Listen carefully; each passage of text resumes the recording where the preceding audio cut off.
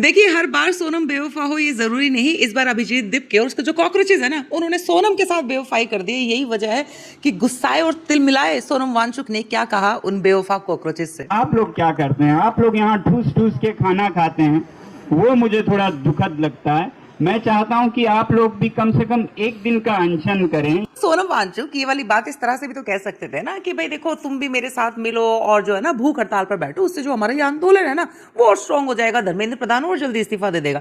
लेकिन सोनम वांगचुक ने कहा जो तुम ये ठूस ठूस के खा रहे हो ना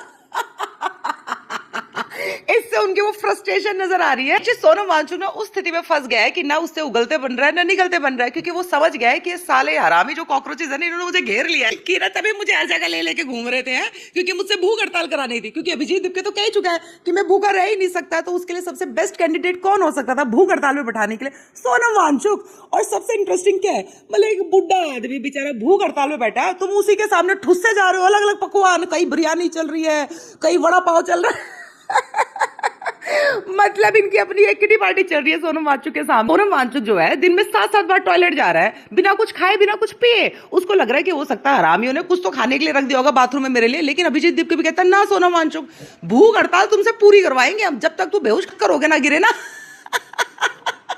क्योंकि सिंपैथी तभी तो मिलेगी वरना ऐसे बाथरूम में जाके छुप छुप के खा खा के तो तू 50 दिन तक भूखा बैठा रहेगा। है हमें इतना लंबा आंदोलन थोड़ी चलाना है, घर में भी जाना है, एसी में सोना है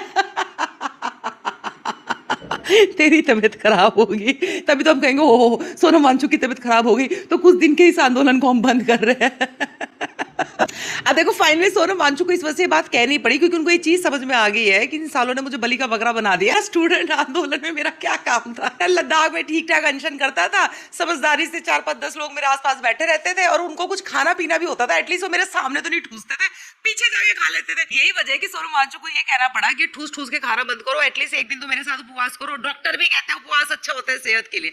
लेकिन सोनम वांगचुक जी, जो अभिजीत दीप के ना बहुत अच्छे से समझता है कि जो चौपाटी अगर हटी तो वहां से जितनी भीड़ है ना वो घटी क्योंकि वहां पे जितने भी कॉकरोच आते हैं ना, ये फ्री का ठूस नहीं आते हैं।